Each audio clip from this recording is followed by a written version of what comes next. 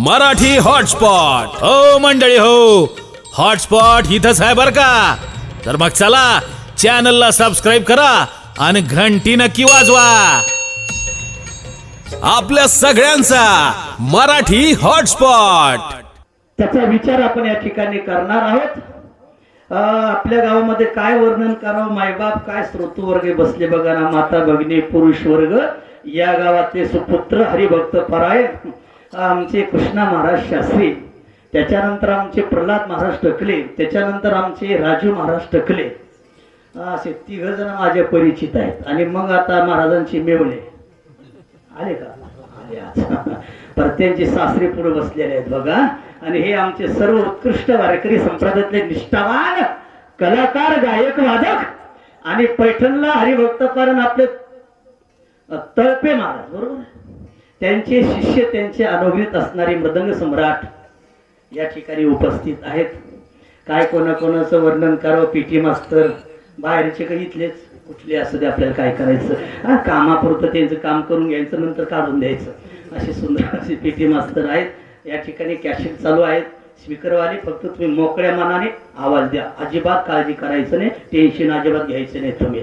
तुम्हाला पुढे बसलात ना माता भगिनी पुरुष वर्ग, सर्वांना विनंती करतो, चष्मेवाल्या नथण्यावाल्या अगदी आनंदाने हाताने टाळी वाजवा, मुखाने पवित्र परमात्म्याचं नामचिंतन करा आणि पवित्र असं देवाचं कीर्तन कानाने ऐका. कानाने कीर्तन जर ऐकलं तर कान पवित्र होत असतात, मुखाने देवाचं नामस्मरण केलं तर मुख पवित्र होत असतं, आणि हाताने टाळी वाजवली तर हाताचं सार्थक होत असतं. अशी एकंदरीत सांगड घातणारा संप्रदाय आहेत. या संप्रदायामध्ये सर्व आपण अनवय आहोत आणि इथे बसलेला आहोत. तर प्रत्येकाने आलस न करता भजन करा, कारण भजनाचं कीर्तन आणि कीर्तनाचं भजन अशी सांगड वारकरी संप्रदायातल्या संतांनी घातली. केवळ महाराजांनीच बोलावं आणि श्रोत्याने फक्त ऐकावं एवढी जबाबदारी नाही, तर तुम्हाला सुद्धा भजनाचा अधिकार या कीर्तनामध्ये दिला. म्हणून विठ्ठल विठ्ठल भजन जे म्हटलं जातं वारकरी संप्रदायातल्या कीर्तनात, याचं कारण आहे विठ्ठल भजन का म्हणतात, हे कोणी काढलं असेल विठ्ठल भजन, याचे आद्य प्रवर्तक कोण असावं आणि याचा परिणाम काय असावा विठ्ठल भजनाचा, आणि केव्हापासून कीर्तनामध्ये विठ्ठल विठ्ठल भजन सुरू झालं. मला सांगा चष्मेवाले, आपण इथं राम राम म्हणलो तर आपल्याला फाशी देईल का कोणी? देवाचं नाव का राम राम म्हणत नाही, हरी हरी जरी म्हटलं तर काय आपल्याला शिक्षा होईल का? नाही, पण हरी न म्हणता, राम न म्हणता, केशव न म्हणता केवळ विठ्ठल भजनाचा उच्चार इथं केला जातो. याचं कारण आहे, पाठीमागे जावं लागेल जरा. विठाला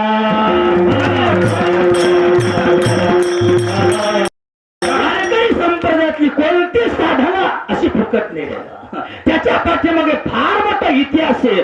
शोधला तर सापडेल, नाही शोधला तर थोटा निघेल. म्हणून बऱ्याचशा अशा परंपरा आहे. चोरदार कुठे गेले काय घरी, इकडे इकडे असे हाताखाली या तुम्ही, माणसं लांब नसले पाहिजे. या पाठीमागे तुमची पाठीमागे नियुक्ती केलेली, अशी पुढे नाही. विढाला विढाला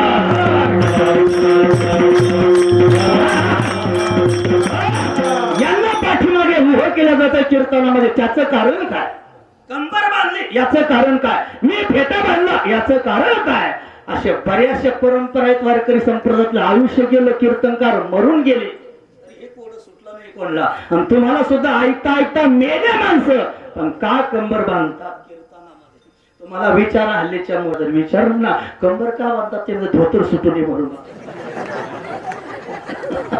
एवढं त्याचं संकुचित उत्तर नाही. फेटा का बांधतात तर ते महाराजाला थंडी वाजू नये म्हणून बांधतात, एवढं त्याचं संकुचित उच्चार नाही राजा हो. फेटा बांधायचा याचा अर्थ चांगले विचार डोक्यात घेऊन यायचे आणि या समाजाला चांगले विचार सांगायचे, जेणेकरून संप्रदायातला हा समाज देवाला विन्मुख होता कामा नये, संप्रदायामध्ये अंधश्रद्धा असता कामा नये, डोळसपणा असावा. याच्यासाठी काही न बोलता योग्य ते कीर्तनकाराने बोलावं, याच्यासाठी फेटा बांधून त्याला उभं केलं. आणि कंबर बांधली याचा अर्थ त्याला कंबर कसून कामाला जसे माणसं लागतात तसंच त्याला कंबर कसून इथं कीर्तनामध्ये उभं केलं जातं. बघा, कास घालनी बळकट झालं कळी काळावरी धिट. म्हणून या ठिकाणी काळ जरी आला तर त्याला परत लावण्याची ताकद या कीर्तनकारामध्ये असते. विठाला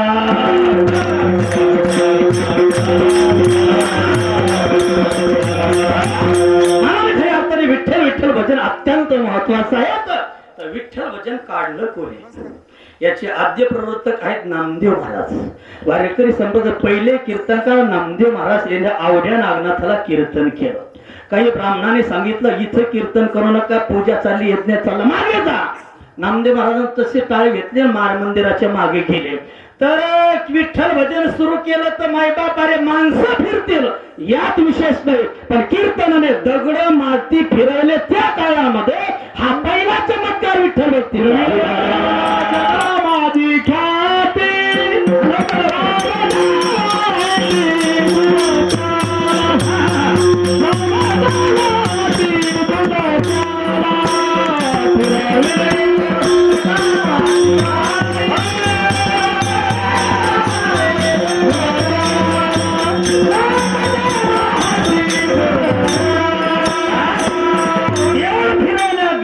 या कीर्तनाच्या भजनावर पहिला चमत्कार वारकरी संप्रदायातला विठ्ठल भजनाचा ऐका.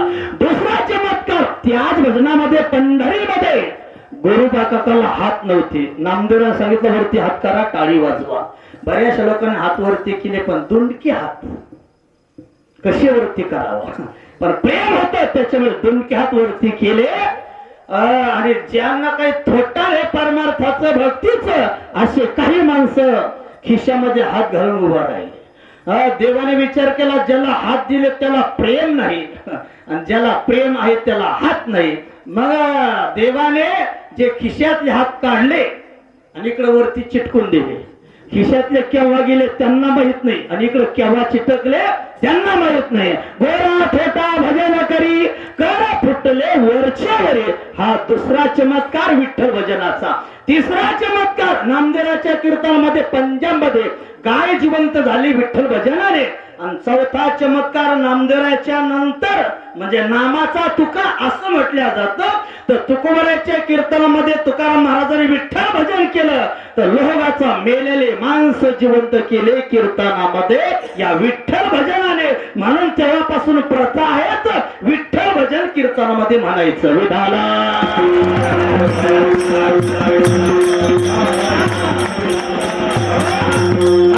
एवढे चमत्कार ऐकल्यानंतर तुम्हाला सांगायला नको परत हाताने टाळी वाजवा आणि मुखाने विठ्ठल विठ्ठल म्हणा.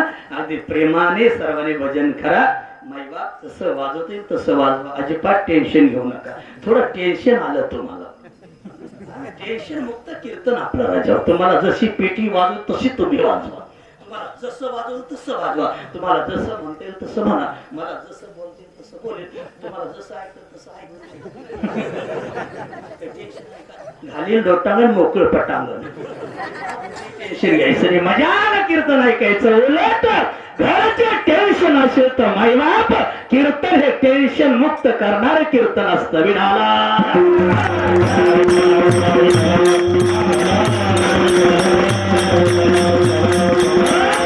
चला थोडस चिंतन करायचं, वेळ आपल्याकडे कमी आहे. तर थोडी आपण भक्तीची म्हटल्या जाते. भक्ती कशाला म्हणतात तसा जर विचार केला तर वारकरी संप्रदाय बऱ्याचशा तत्व आहेत विचार करण्याजोगते. ज्ञान शब्द आला की विचार करावा लागतो.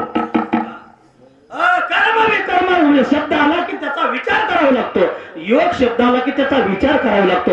विचार केल्याशिवाय योग कळत नाही. विचार केल्याशिवाय कर्म अकर्म विकर्म या कर्माचा उराळा होत नाही. विचार केल्याशिवाय ज्ञान कोणतं, सामान्य ज्ञान का विशेष ज्ञान, व्यावहारिक ज्ञान, परमार्थिक ज्ञान, पोट भरण्याचं ज्ञान, शाळेतलं ज्ञान, परमार्थातलं ज्ञान, संतांचं ज्ञान, देवाचं ज्ञान. ज्ञान शब्द आला की त्याचा विचार करावा लागतो, तर ज्ञान आपल्याला कळत असतं. तशीच भक्ती मायबाप. अनेक लोक भक्ती करतात. भक्ती म्हणजे नेमकं काय खऱ्या अर्थाने विचार केला तर भक्ती हा चर्चेचा विषय नाही. काय बोललो मी आपल्याला, भक्ती चर्चा करता येत नसते. भक्ती म्हणजे भावनेचा तो भाग असतो, तो प्रेमाचा विषय असतो. तिथं भावना असेल तर भक्ती ठरते, भावना नसेल तर भक्ती ठरू शकत नाही. विधाला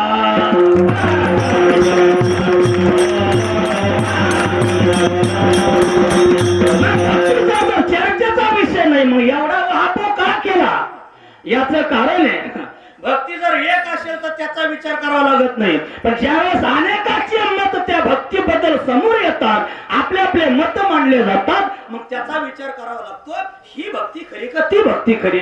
शांडिल्य ऋषीने सांगितलेली भक्ती खरी की नारदाने सांगितलेली खरी का तुकाराम महाराजांनी सांगितलेली खरी का गोपीनं केलेली भक्ती खरी? असं ज्यावेळेस किंवा शंकराचार्य सांगतात ती भक्ती कोणती, अशा बऱ्याचशा भक्तीची व्याख्या आहे, पण ज्याच्या त्याच्या परीनं त्या त्या काळातल्या ती भक्तीची व्याख्या केलेली आहेत. मग सर्वांच्या व्याख्या बाजूला ठेवायच्या आणि मग आपल्याला कोणती झेपेल कोणती पटेल याचा विचार करणं गरजेचं असतं. विधाला कोण सांगेल? ऐका, बंगला बांधायचा, बंगला सल्ला कोणाचा घ्यावा लागतो? असं पटकन बोलायचं म्हणजे पुढे जायला म्हणा. चला, आपल्याला रोग झाला त्याचं निधन व्हावं, रोग झाल्यानंतर मग रोग्याला सल्ला कोणाच घ्यावा लागतो? चला, एखादा तुम्हाला काही भांडण झाले घरामध्ये नवरा बायकोचे, ते सोडवण्यासाठी सल्ला कोणाच घ्यावा लागतो? असं घाबरू नका, पटपण बोलायला, अजिबात टेन्शन घ्यायचं ना. अरे खोटं बोल पण रेटून बोल, नाही. अरे कायदे संबंधी विचार घ्यायचा असेल तर वकिलाचा घ्यावा लागतो, घरासंबंधी विचार घ्यायचा एखादा इंजिनियर पाहावा लागतो, शरीराला रोग झाला तर त्याला डॉक्टर पाहावा लागतो. चला मला सांगा, जर आपल्याला भक्ती करायची असेल तर मग सल्ला कोणाचा घ्यावा लागेल? ज्याने भक्ती केली त्याचा सल्ला घ्यावा लागेल. मग याचे आचार्य भक्तीचे शंकराचार्य आचार्य झाले, गोपिकाचे आचार्य झाले, नारायण महर्षीने 11 प्रकार भक्तीचे सांगितले आणि प्रल्हादाने त्याचे 9 प्रकार सांगितले. आता सर्वांचे प्रकार सांगायला वेळ नाही, पण आता थोडं थोडं सांगून पुढे पुढे चालतो.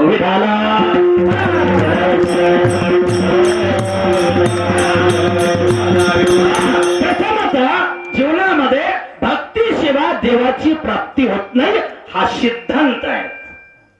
भक्ती विना देव मिळत नाही. काही जरी केलं तर देव भक्तीशिवाय मिळत नाही, ज्ञानालाही मिळत नाही, कर्मालाही मिळत नाही, योगाने मिळत नाही. पण खरं देवाला जर मिळवायचं असेल, महत्वाचं साधन म्हणजे भक्ती. ती काल पण होतं, आज पण आहे आणि उद्या राहणार. भक्तीना देवाची प्राप्ती होते असं जरी असेल, तत्वाचे सिद्धांत आहे, भक्ती विना देवाची प्राप्ती नाही. हे जरी खरं असलं, पण आता विचार कसा करावा? एका बाजूने भक्ती फार कठीण सांगितली आणि एका बाजूने भक्ती फार सोपी सांगितली. सोपी म्हणून करावी का अवघड म्हणून सोडून द्यावी, असा गुंताडा समाजामध्ये होत असतो. असा गुंताडा होऊ नये म्हणून अवघड म्हणून सोडून पण देऊ नये आणि सोपी म्हणून त्याला आळस राहू नये, असा मधला टप्पा संतांनी काढला. विधाला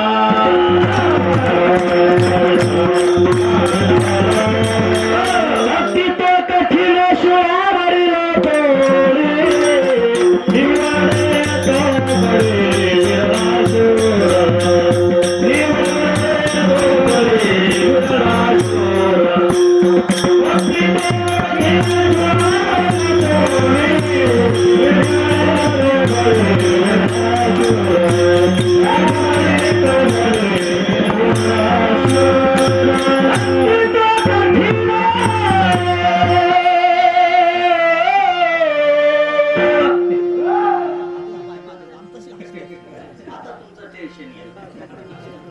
आपल्याला माहितीये लोक हसन दे पण टेन्शन जात नाही, अजिबात घाबरायचं नाही. काय बोललो आपण?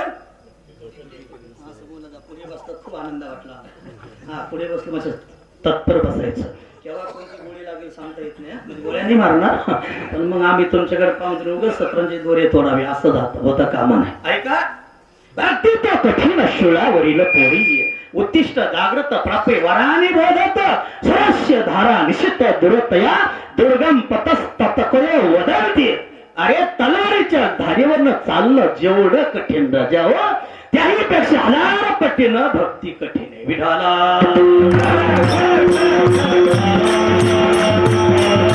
अत्यंत भक्ती कठीण आहेत, शिळावरील पोळी आहेत भक्ती म्हणजे. मग आता काय करायचं? पण एकीकडे सांगितलं भक्ती पंत बहु सोपा,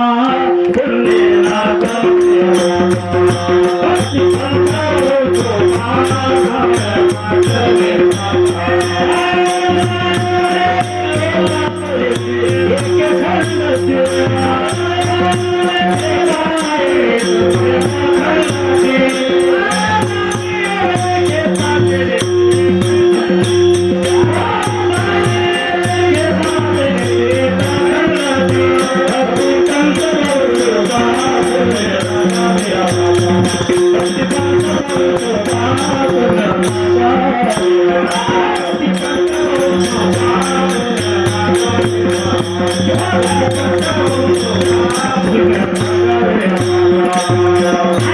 महत्वाची भक्ती भक्ती पंत बहु सोपा. हा तुका म्हणे साधन सुलभ गोमटे अगदी सोपी आहे. मग आता ही सोपी का सांगितली आणि अवघड का सांगितली?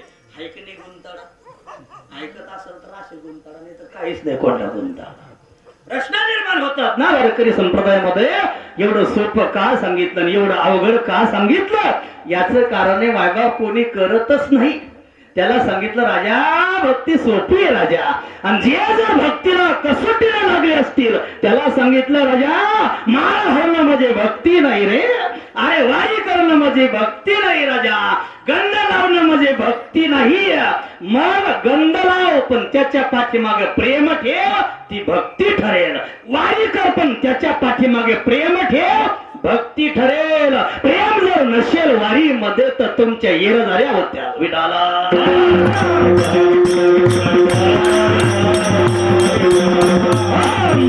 महाराज का सांगितले? याचं कारण आहे फारच ढिल्ले पडले भक्तीमध्ये. मग त्याला सांगितलं फार कठीण आहे, एवढं थांब नको. याच्या पुढे सांगितलं मग सोपी. मग काय करायचं जास्त असतं? यांना माहितीये माता भगिनीला एखादा मुलगा औषध घेतच नसेल मग त्याला गुळ दाखवतात. राजा तुला गुळ देते पण हे औषध घे, गुळापेक्षा गोड आहे. म्हणजे त्याला औषध द्यावया चालविले बाळा, त्याला औषध देण्यासाठी गुळ द्यावा लागतो. तसं कोणी काहीच करत नाही. त्याला सांगितले फार भक्ती सोपी राजा, ये खायला भेटतं मजा होते. असं सांगितलं की माणसं इकडे प्रवृत्त होत असतात. कारण अवघड कोणी न करी सांगता सुलभ भरता गोड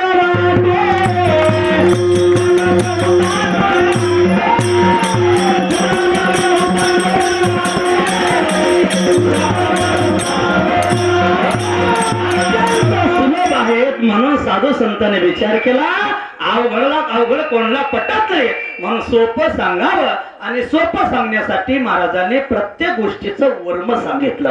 कोणती गोष्ट असेल वर्म जर कळलं तर ती वस्तू आपल्याला कठीण राहत नाही, ती सोपी होत असते. जोपर्यंत त्या वस्तूतलं वर्म कळत नाही तोपर्यंत ती गोष्ट सोपी जरी असेल तर ती अवघड वाटत असते. गणित सोपं आहे राजा, गणित सोपंच असतं. पण ज्याला गणिताचं वर्म कळलं त्याला गणित सोपं आहे. अरे ज्याला गणिताचं वर्म कळलं नाही त्याला गणित हे अवघडच असेल.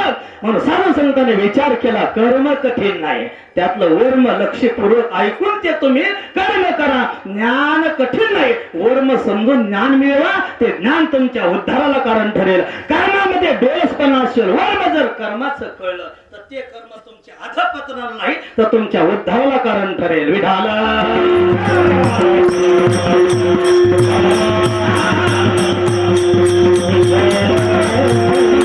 गोष्टीचं वर्म आहे दिसायला सोपं दिसत नाही का?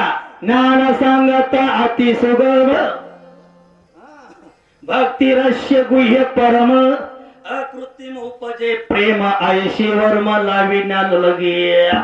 भक्त म्हणितो वाटे गोड परी भजन मुद्रा अति अवघड. भक्ती भक्तीचे अंतर अति गोड न कळे उघड श्रुतीशास्त्र. भक्त म्हणविता वाटे गोड राजा. शर्ट घालणं, फेटा बांधणं, धोतर चांगलं भारी घालणं, हातामध्ये दस्ती घेणं, घड्याळ बांधणं, 4 मोबाईल वापरणं किती सोपं आहे राजा. भक्त म्हणविता वाटे गोड पण भजन मुद्रा अति अवघड. विठाला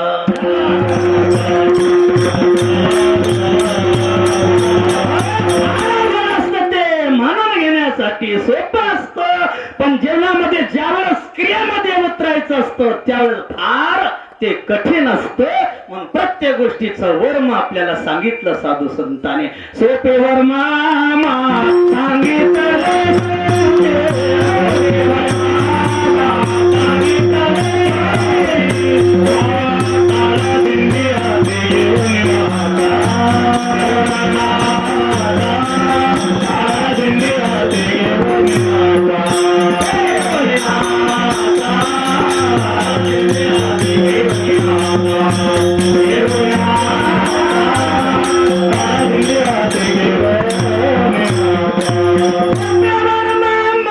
सांगितलं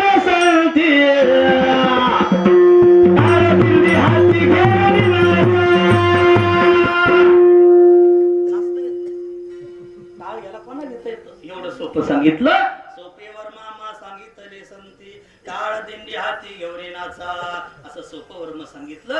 काही गोष्टी करायच्या आवर्जून सांगितल्या करा, आणि काही गोष्टी आवर्जून त्या करू नका.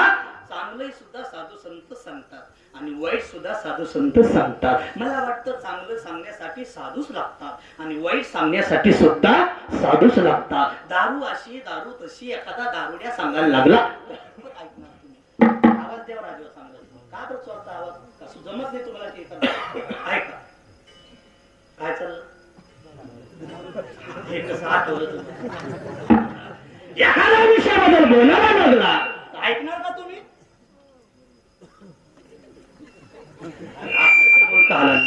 म्हणजे आता गेले तात्पर्य घरी. एखादा मनुष्य असेल तो जर विषयाबद्दल बोलत असेल तर त्याचं माणसं ऐकणार नाही ना. मग दारू अशी दारू तशी, व्यसन असे व्यसन तसे, हे सांगण्यासाठी सुद्धा निर्व्यसनीच माणसं लागतात. तसं माणसा जीवनामध्ये चांगलं सांगण्यासाठी सुद्धा चांगल्याच माणसं लागतात. महाराजांनी काही करा आवर्जून सांगितलं आणि काही करू नका हे सुद्धा सांगितलं. काय काय करा न लगे तीर्थाचे भ्रमण,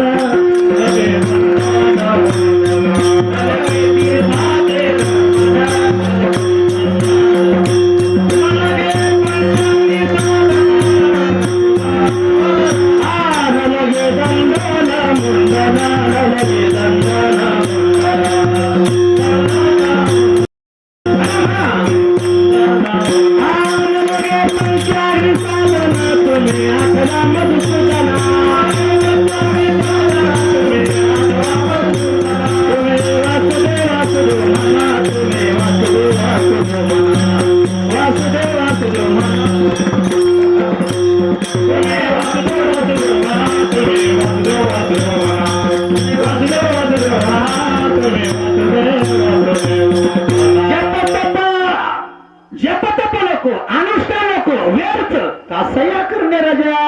जपतप नको, वियोग नको, याग नको, ह्या करूच नका. काय करा न लगे तीर्थाचे भ्रमण, न लगे तीर्थाचे भ्रमण, न लगे दंडन मुंडन, न लगे दंडन मुंडन, न लगे पंचाग्नी साधन, तुम्ही आठवा मधुसूदना. पंचाग्नी साधन करू नका, योग यागादी करू नका राजावा. अरे कशासाठी तीर्थयात्रा. तीर्थयात्रा करण्यासाठी काय काय लागतं. पहिली गोष्ट शरीर लागतं, दुसरी गोष्ट पैसा लागतो, तिसरी गोष्टी वेळ लागतो. या गोष्टी जर असेल तर तीर्थयात्रा होऊ शकते. पण हे जर शरीर जर चांगलं नसेल, शरीर जरी चांगलं असेल आणि घरामध्ये तुमची सत्ता नसेल, मुलाकडे सत्ता जर गेली असेल आणि जर तुम्हाला पिढीसाठी तर 4 वेळेला पैसा मागून जर मग 5व्या वेळेला जर 10 रुपयाच्या ऐवजी 5 रुपये भेटत असतील तर सांगा ना तेव्हा आजी तुम्ही काय यात्रा करणार. मग नाही करू शकणार. पैसा लागतो राजा यात्रा करण्यासाठी आणि त्याच्यासाठी पहिल्यांदा शरीर माध्यम खलु धर्म साधन. प्रथम आता शरीर चांगलं असावं लागतं. महाराज बोलतात शरीराचं दंडन करू नका, मुंडन करू नका, योगाचे पंचाग्नी साधन करू नका, हे करू नका. पण करायचं काय हे सांगा. मग करा वासुदेव स्मरण. काय गंमत हे बघा. हे करू नका हे सांगितलं. वाईट रस्ता संत सांगतात आणि चांगला रस्ता संत सांगतात. विधाला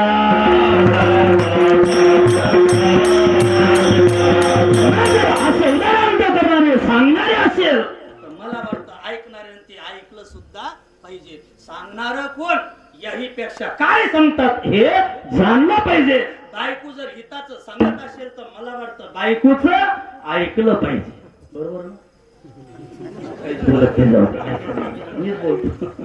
मुलाला हिताचं सांगत असेल तर मुलाचं ऐकलं पाहिजे. राजा जाऊ द्या हे कळत नसेल पकवाजे.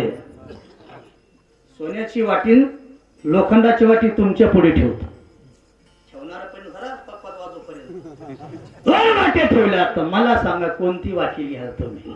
बघा ना कसं त्यांचं लक्ष गेलं सोन्याकडे. कोणती वाटी घ्याल.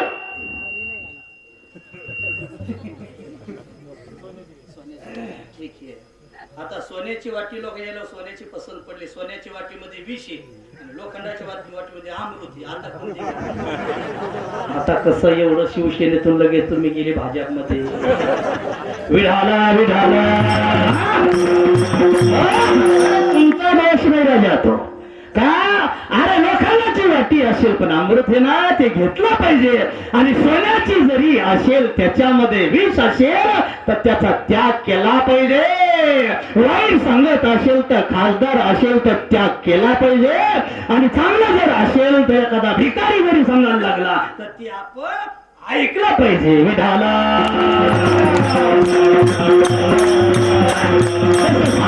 आपल्याला अनेक अनेक तत्व सांगतात उघड उघड सांगतात कारण जसं धर्माचं तत्व वेगळं असतं धर्म दिसाला एकच येत राजा पण ज्यावेळेस त्यातलं जर गुण पाहिलं तर धर्म सुद्धा अनेक लोकांना कळत नाही धर्म न कळे काय झाकी येले डोळे विधाला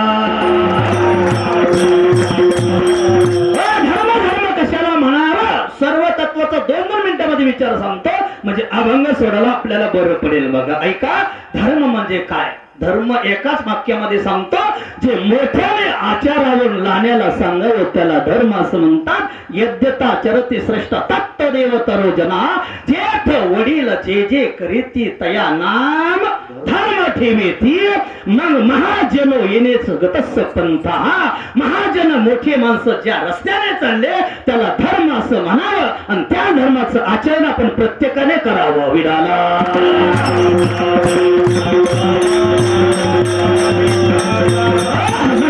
आपल्या जीवनात विचार केला तर त्यातलं गुण असतं आणि ते गुण सांगणारे संत असतात तसं भक्तीला जरी देवाची प्राप्ती होत असेल तर त्यातलं ते गुण तत्व असतं महाराज बोलतात अगदी सोपं वर्म सांगतो भक्तीचं सोपं वर्म कोणतं प्रत्येक क्रिया करा तुम्ही परमार्थामध्ये जी जी क्रिया कराल फक्त त्याच्या पाठीमागे फक्त प्रेम जोडा ती क्रिया तुमची भक्तीमध्ये समाविष्ट झाल्याशिवाय राहणार नाही फक्त प्रेम जोडलं भगवान परमात्मा मांस विकण्यासाठी गेला प्रेम जोडलं तर त्यांच्या शेतामध्ये खुरपण्यासाठी गेला प्रेम जोडलं तर त्याला पोरं सुद्धा गोड लागली अरे प्रेम जोडलं तर त्याला कन्या सुद्धा खाव्या अशा वाटल्या प्रेम जर असेल तर जनाबाईच्या शिव्या सुद्धा त्याला गोड वाटल्या विधाला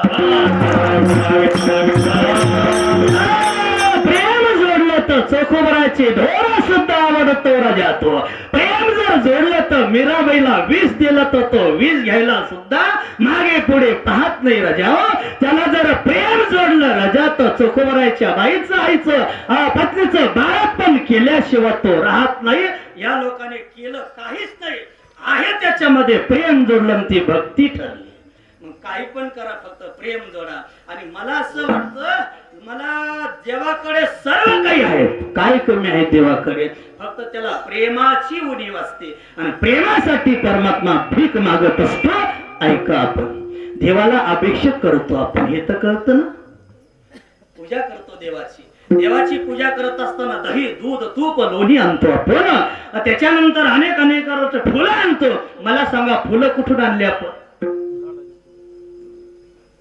फुलं फुलं फुलं फुलाच्या झाडाचे ते झाड कोणाच्या शेतातले आणले चोरून आपण चला फुलं आणले खरं सांगा इमानदारीने सांगा आपण भक्ती करतो परमार्थ करतो खरं सांगा फुलं कोणाचे आता ठिकाणावर आले तुम्ही फुला देवाचे अगरबत्ती देवाची दक्षिणा देवाची दूध त्याच मग त्याच त्याला देण्यामध्ये आपला काय पुरुषार्थ काय कमवलं आपण त्याला देतो मग हे जर सर्व देत असाल एक तांबर पाणी घेतो आपण देवाच्या डोक्यावर वाहतो पाणी कोणाचं अरे राजा त्याच्या घामाने टाक्या समुद्राला जळ राजा याच्या द्रावपणे समुद्राशी जळ आहे राजा याच्या चपळपणे वायू हा चंचल अरे एवढं जर असेल तर तुम्हाला तांबर पाण्याची त्याला गरज नाही तरी देव असं म्हणत नाही देव सांगतो राजा पाणी नाही तुझ्याकडे देव सांगतो फुलं नाही तुझ्याकडे देव सांगतो अगरबत्ती तुझ्याकडे नाही तुझ्याकडे साधं वस्त्र नाही राजा अरे आला तेव्हाच नंगा आला तू मला माहिती ना जसा आला तसा नंगाच आला आणि जाताने सुद्धा बोटभर कापड सुद्धा तुझ्या संग पाठवणार नाही इथं सर्व जाळून तुला नंगा पाठवल्या जातो जीवाकडे आहे तरी काय राजा काही नाही जीवाकडे. देव असं का म्हणत, तुझ्याकडे काहीच नाही, पाणी माझं घे, फुल माझं घे, अगरबत्ती माझी घे, फक्त तुझं प्रेम त्याला जोड. तुला प्रेम दिलं तर तुझ्या प्रेमाची भेट तुझ्याकडे मागतो. विठाला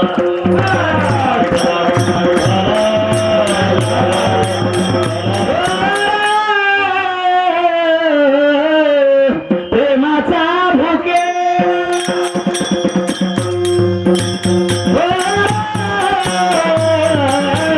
प्रेमाचा भुकेला,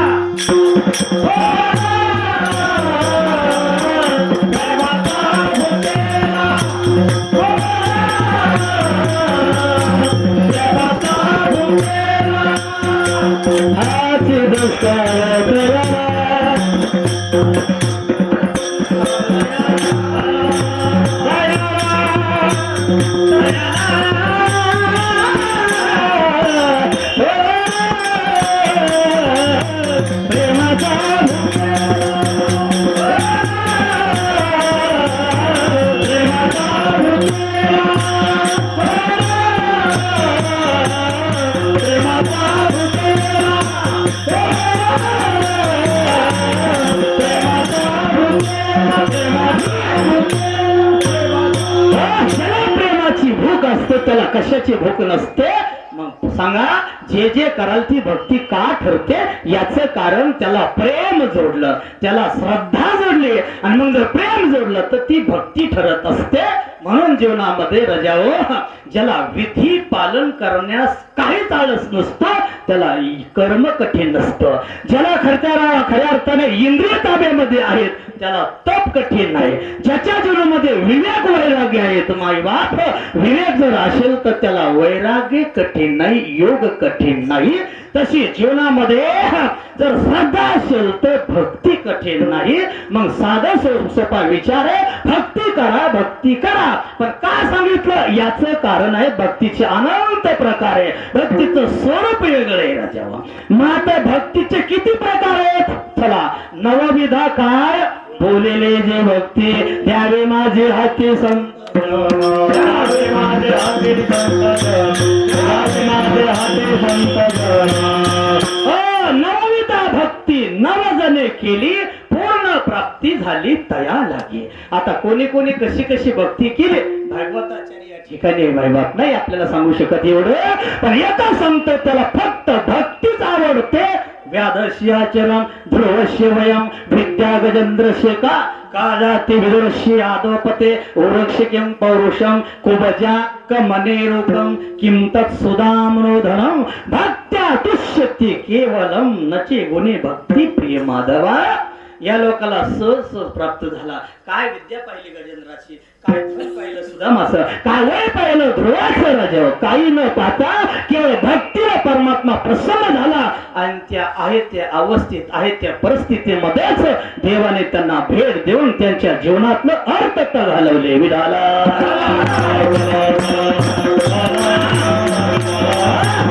जीवनामध्ये प्रश्न येतो की आता भक्तीचं स्वरूप काय? तर भक्तीचं स्वरूप एकच आहे. ऐका, थोडस वर्म बद्दल बोलतो राजा. भक्तीचं वर्म कोणतं? ऐकतात ना सर्व? कनिष्ठ टोळू पाहतात. पहिलं वर्म आहे निष्काम भक्ती असावी, हे पहिलं वर्म भक्तीच आहे. दुसरं वर्म पापरहित भक्ती असावी, हे दुसरं वर्म आहे. जीवनामध्ये दंभर भक्ती असावी, हे तिसरं वर्म आहे राजावं. आणि खऱ्या अर्थाने भक्तीमध्ये निर्विचारपणा असावा, हे चौथं वर्म आहे. हे वर्म ज्याचे हस्तगत झालं, भक्ती काय करते? भक्ती विशुद्ध पुण्य निर्माण करत असते. भक्ती प्रत्यक्षात देवाची भेट घालून देत असते. आणि भक्ती जीवनामध्ये जन्माची परंपरा लागलेली जीवनाच्या पाठीमागे ही परंपरा परमात्मा भक्ती ही खंडित करते. तेनेची एके खंडती. पण वर्म हातामध्ये आलं तर विडाला वर्म ते काय दृढ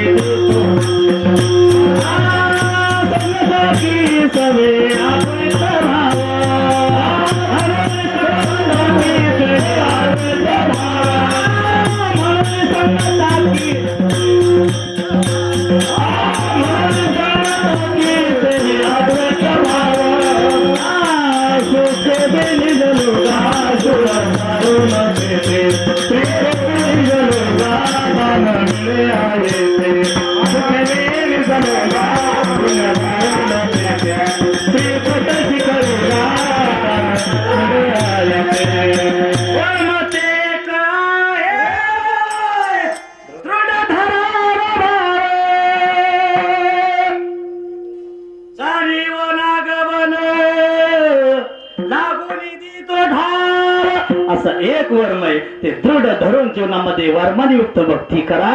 जीवनामध्ये भक्तीचं स्वरूप सांगितलं, लक्षात घ्या. काय करते भक्ती जीवनामध्ये, कशासाठी भक्ती, काय प्रयोजन आहे आपल्या भक्तीचं, मायबाप स्वरूप काय, त्याचं प्रयोजन काय, कशासाठी भक्ती. संसाराचं स्वरूप काय आणि संसाराचं फल काय, कशासाठी लग्न केलं का, कशासाठी बरं लग्न आहे, आई वडिलाला बरं वाटत म्हणून, का शेजारच्याला बरं वाटत म्हणून, का देवाला बरं वाटत म्हणून, का स्वतःच कल्याण व्हावं म्हणून, का बायकून आपल्याला चालता बोलता बोलावं म्हणून, का आई वडील घराच्या बाहेर काढावं म्हणून, का परंपरा म्हणून, का लग्नाचं काय प्रयोजन असेल बरं सांगा बघू. कशासाठी असेल हे कळलं तर मला जे बोलायचं ते कळेल राजा. हे कळलं तर मला जे बोलायचं ते कळेल. कशासाठी संसार बाहेर मागे सारखं खरं सांग, काय बरं संसाराचं प्रयोजन कशासाठी करत असते राजा, कुटाणा केल्या जातो, याचं प्रयोजन काय, काय म्हणून करतात, परंपरा म्हणून. परंपरा जर म्हणा तर बरेचसे लोक ब्रह्मचारी राहिले नसते. बरं संसारामध्ये हित म्हणावं, हित काही दिसत नाही आतापर्यंत तरी आमचे अनुभव आहे. नाही कळत तुम्हाला, शास्त्र माझा कळलं, आमच्या काही गोष्टी कळायला फार वेळ लागतो तुम्हाला.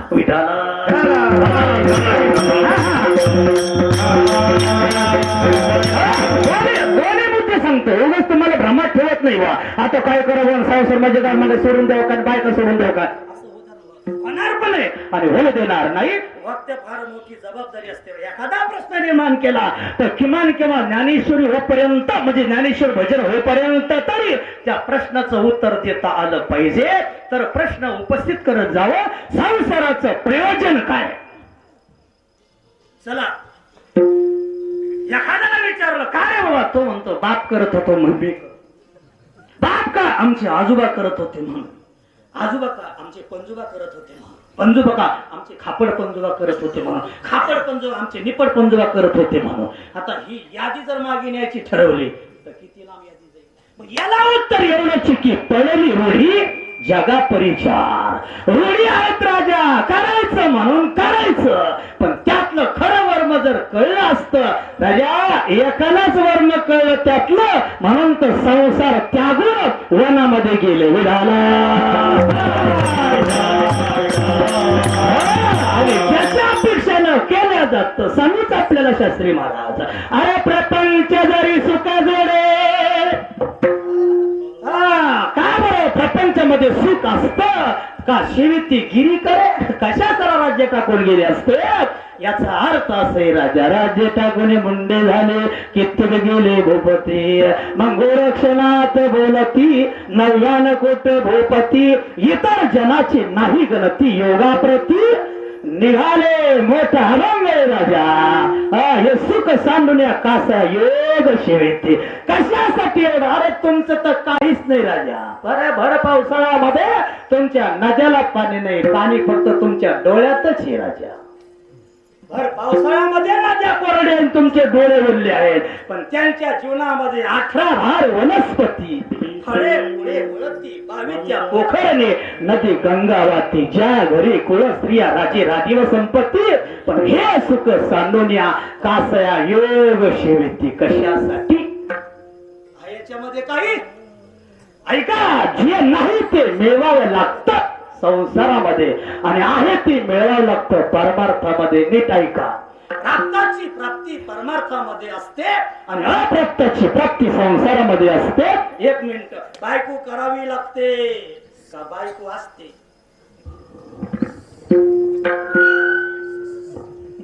कोठ्यात पडले आपल्याला माहिती हो ऐका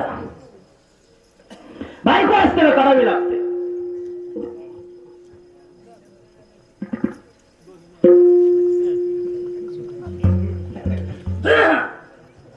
पैसा असतो का मिळवावा लागतो सत्ता असते का मिळवावी लागते कशी बायको असते का करावी लागते किती केले आतापर्यंत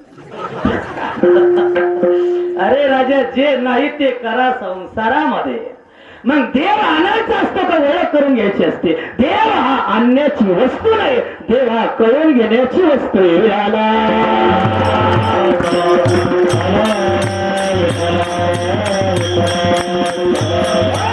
संसाराचं प्रयोजन काय मन परमार्थाकडे जाऊया संसार कशासाठी बायको कशासाठी सोपं सांगतो मी आपल्याला ऐका ही कशासाठी असेल राजा याच्यासाठी एकच उत्तर आहे शास्त्रात देईल कशासाठी बायको करावी लागते कशासाठी संसार करावा लागतो फक्त याच्यामध्ये एकच उत्तर देईल तर मला वाटतं तुम्हाला कळेल भजन केलं तर करा भजन नाही करत तुम्ही जाऊ दे भजनच करत नाही कशासाठी लग्न सांगून टाकू शास्त्री महाराज का पुढच्या वर्षासाठी संसार एकाच वाक्यामध्ये उत्तर आहे आले संसार ऐकायला तुम्ही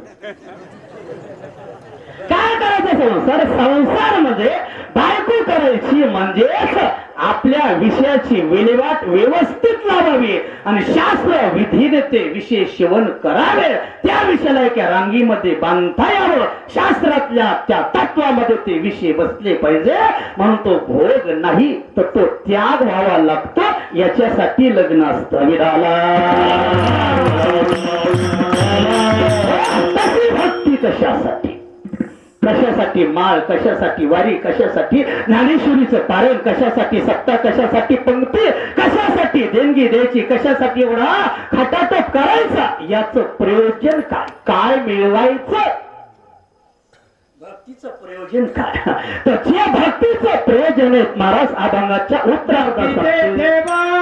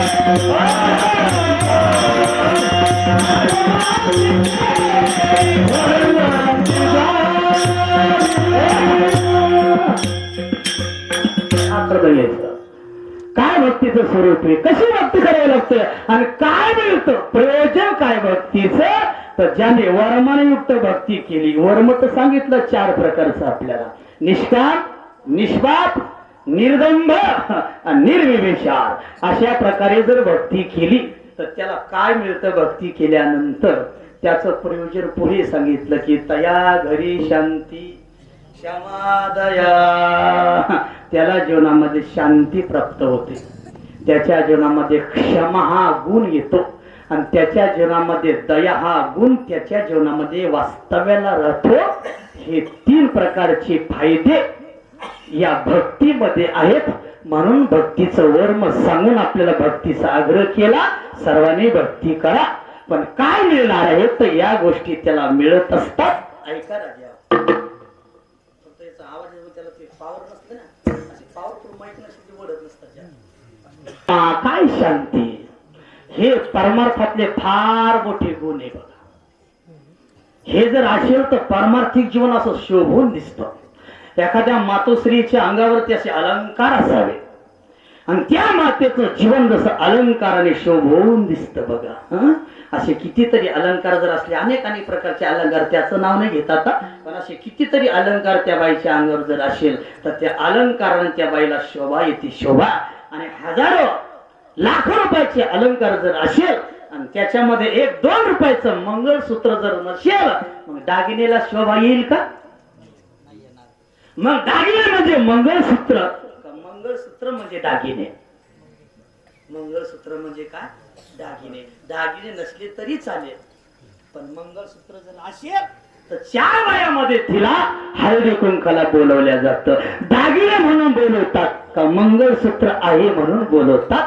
त्या बाईची शोभा दागिन्यावर नसते, तर त्या दागिन्यामध्ये जर एक मंगळसूत्र असेल तर त्या आईची शोभा असते, आई शोभून दिसते राजा. तसं हरिभक्ताच्या जीवनामध्ये हे जर गुण जर असेल तर त्याचं जीवन शोभून दिसतं, अलंकारिक त्याचं जीवन असतं. म्हणून दया, क्षमा, शांती हेची पै भूषण परमार्थिकाची भूषण आहे राजा. परमार्थिका माणसाने असं शांत राहिलं पाहिजे बघा. परमार्थिकाच्या जीवनामध्ये असे क्षमा गुण पाहिजे, परमार्थिकाच्या जीवनामध्ये दया हा गुण पाहिजे. पण हे प्राप्त होणं एवढं सोपं नाही राजा. अनेक लोक याच्यामध्ये गुरफडल्या गेले आणि एकाने सर्वांचा फलच्या पाडला. विराला कपिल मुनीशी तेने भस्म केले सगराशी, नारद कुबेर पुत्राशी वृक्षत्वाशी आणले दुर्वासाची संगता गोठी, त्याची कथा आहे मोठी. गोपाला शृंगीच्या पोटी मेल्या सर्पासाठी शापिले. कितीतरी लोक झाले महाराज ज्ञानवान, तपश्चर्या करणारे, पण नारदाधिकाला सुद्धा क्रोध आवरता आला नाही. शेवटी त्या वृक्षत्वाला जावं लागतं विमल अर्जुनाला, शातेला कुबेराच्या पुत्राला नारदाने.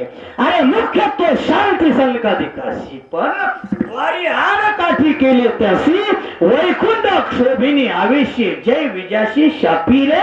हे रावण, कुंभकर्ण, शिशुपाल, वक्रदंत, अरे हे ना कश्यप, हिरण्याक्ष, हे जे आहेत ना हे देवाचे द्वारपाळे, जे आणि विजय. संकाधिकाने शाप दिला म्हणून राक्षस व्हावं लागलं. आहेत संत पण क्रोध आवरता आला नाही. मग दुर्वासाची तर गोठी फार मोठी फार मोठी, पण क्रोधाला अरे मेला सर्प टाकला गया. मग ते काय विषय झालं? जिवंत तर नाही पण मेल्याला सर्प अडकला. 7 दिवसामध्ये मरून जाईन असा शाप दिला सोडून गेले का? अरे दया, क्षमा, शांती हे फार बोलणं सोपं असतं, पण अंगीकरणामध्ये उतरण्यासाठी फार अवघड असतं. आणि ही क्रांती वारकरी संप्रदायातल्या संतांनी करून दाखवली. मग मला वाटतं ज्ञानोबरापेक्षा वयानं फार मोठे ऋषी मुनी झाले. तुकाराम महाराजांच्या पेक्षा अनेक ऋषी मुनी महाराज वयानं मोठे, ज्ञानानं मोठे, तपश्चर्यानं मोठे. पण तुमच्या घरामध्ये तुकोबरायचा फोटो आहे का मला सांगता की मार्कंड्याचा फोटो आहे? कोणाचा फोटो? का ऋषीचा फोटो? हॅलो विठाला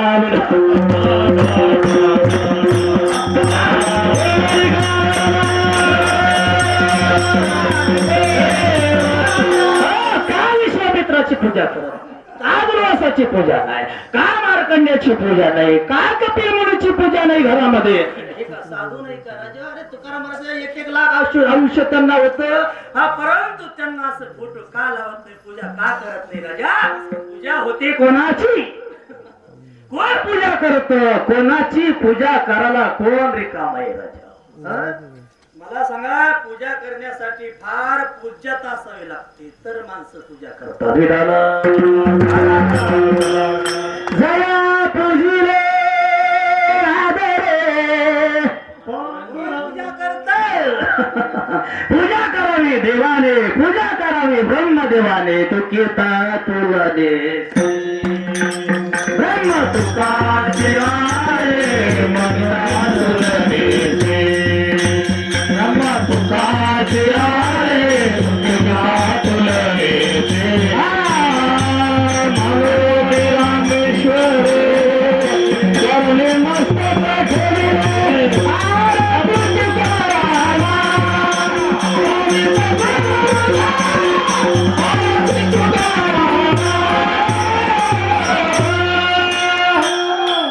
अरे ब्रह्मदेवाने पूजा करावी, देवाने पूजा करावी राजा. अरे देवाने दंडवत घालावा, पूजा करणे घाली दंडवत पूजवल्या. कोणाला दंडवत कोणा पुढे नम्र होतात? अरे कोणाचे पानं खातात? काय आता थोडा बारकाने विचार करत जा. विठाला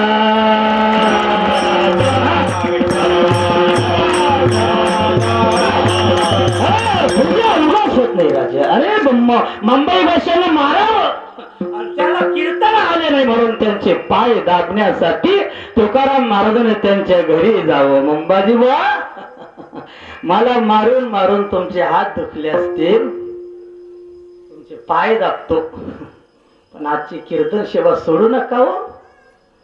कीर्तन सेवेला का आलात नाही तुम्ही?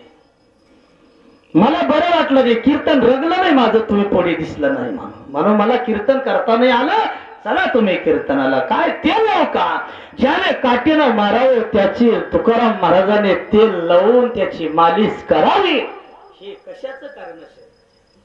हे जीवनामध्ये केवळ दयाभाव निर्माण, केवळ जीवनामध्ये क्षमा हे क्षमा.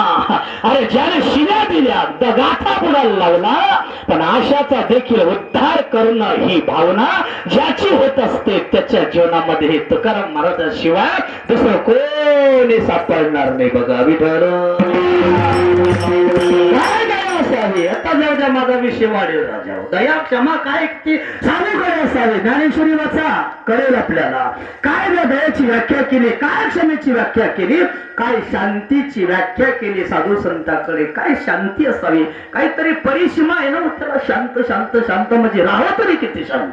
ज्या भागामध्ये आपण आहोत, आपल्या भागातले शांती ब्रह्म एकनाथ महाराज. काय शांती, काय शांती सांगायला बरं वाटतं, ऐकायला बरं वाटतं, पण किती टोक असेल त्याला काही असा ना मा.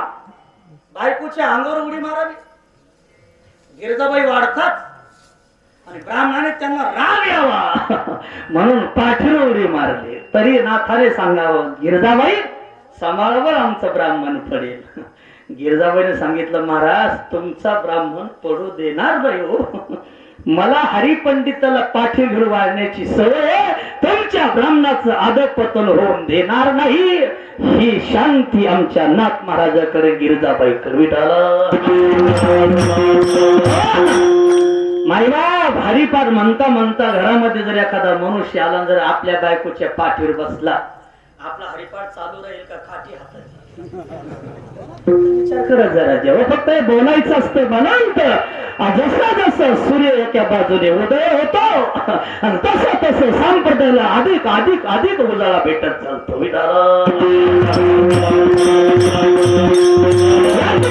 फक्त शांत राहिले साधू संत. काय शांती असेल माय बाप, पण जसं जसं शांतीचा जिव्हाळा नाही त्यात सुख विसरून नरी घे काय.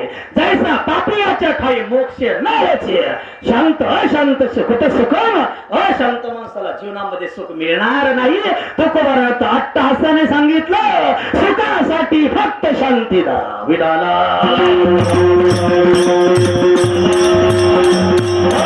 शांती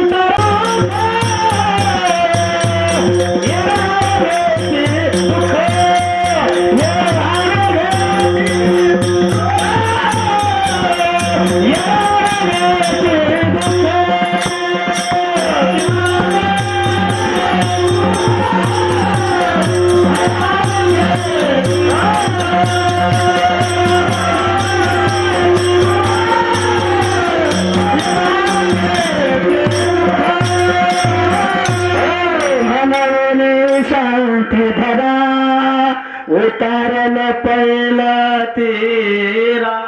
म्हणून शांती धरा. शांतीशिवाय जीवनामध्ये सुख नाही.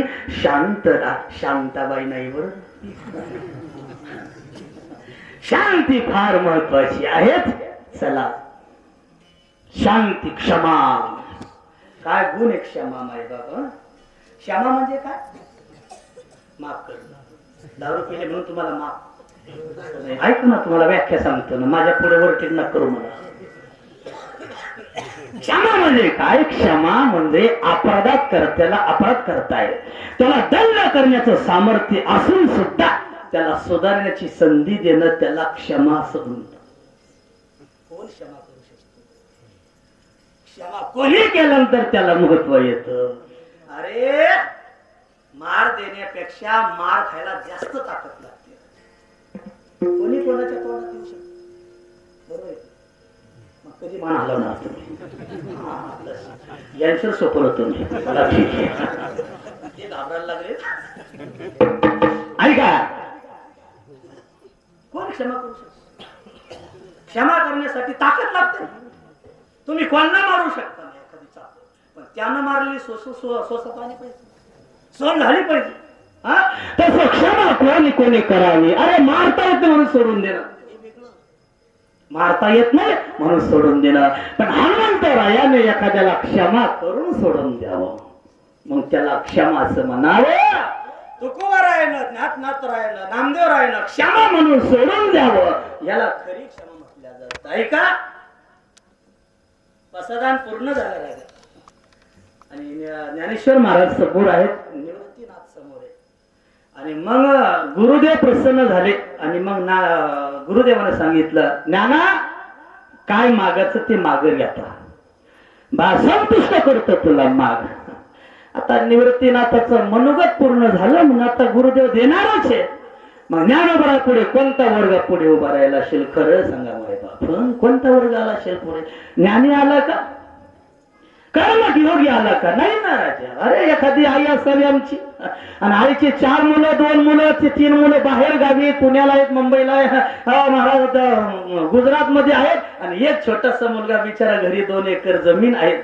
2-4 लेकरं आहेत त्याच्या पदरामध्ये. आई वडिलाला सांभाळतो. इकून बैल आण, तिकून बैल आण, इकून ट्रॅक्टर आण, तिकून आण. याचं पाणी चोर, त्याचं पाणी चोर. असं करून कसं तरी पोट भरतोय. आणि अशा आईच्या हातामध्ये अशी अमूल्य किमतीची एखादी वस्तू जर आली तर अशा आईला कोणत्या मुलाला ती वस्तू द्यावी, कोणत्या मुलाला द्यावी अशी कशी केव्हा भावना होईल.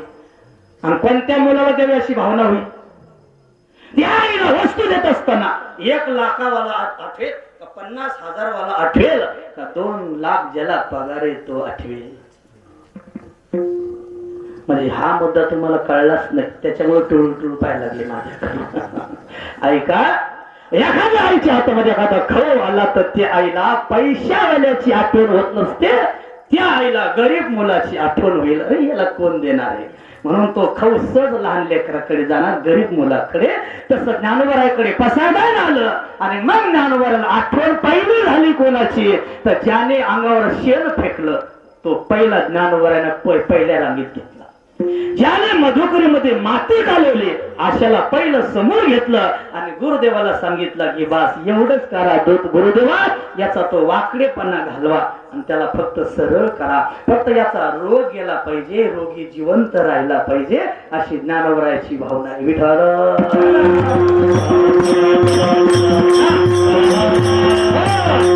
जे खळांची व्यंकटी सांडो तया सत्कर्मिरती वाढो. भोता परस्परे पडो मैत्र जीवांचे. त्यांचा खळ हवा. अरे विसवा चाट्याने माती घालवली पण त्याला अशी योग्यता प्राप्त करून दिली की तो नामदेवाचा गुरु झाला. याला म्हणतात दया, याला म्हणतात क्षमा. आता दया म्हणजे काय. आता दया ती ऐशी पूर्ण चंद्रिका जैशी निनवे नविता करशी नसाने थोर. ऐका राजा थोडं चांगलं ऐकत जा बरं. ज्ञानेश्वरी भागवत गाथा ऐकत जावं. आपलं कल्याण झाल्याशिवाय राहणार नाही. सांगणाऱ्याची वाणी पवित्र होत असते, ऐकणाऱ्याचे कान पवित्र होत असतात. दुर्दैव महाराष्ट्राचं राजा. दुर्दैव झालं तुमचं. आमचं इथे तुम्हाला पिक्चर मधले गाणे आणि बाजारातल्या कविता ऐकायला भेटायला लागल्या.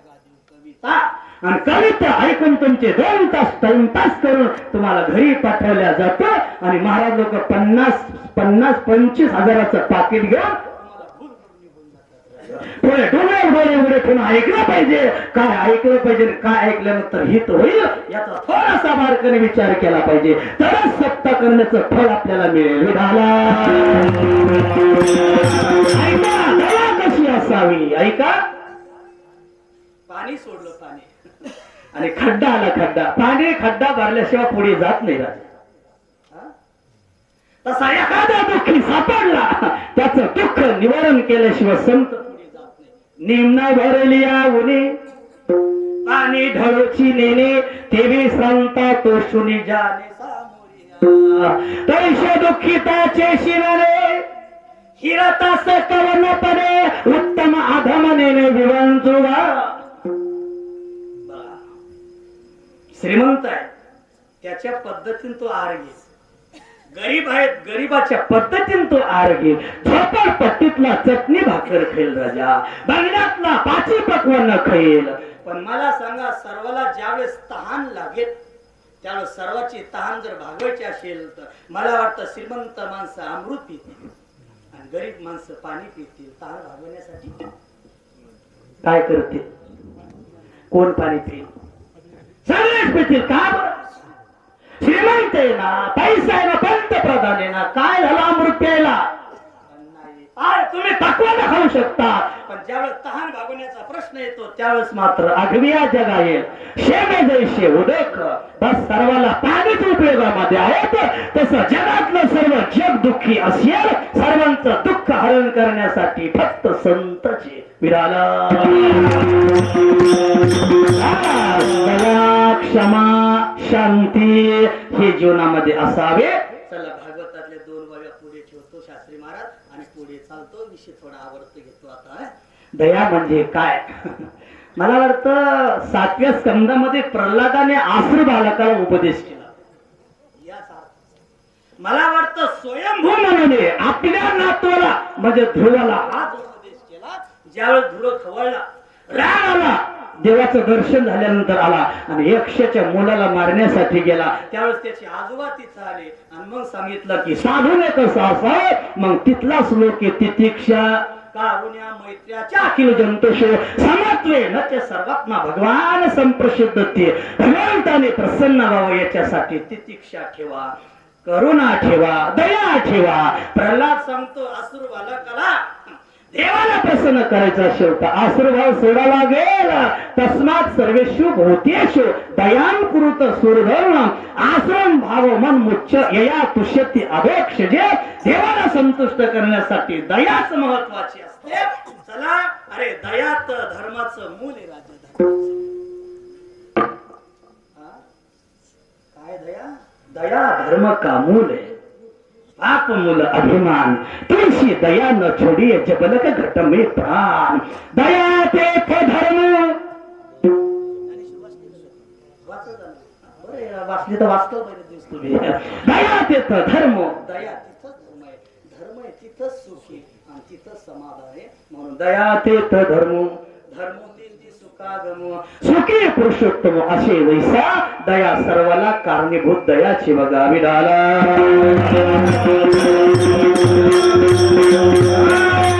दयातीचे नावे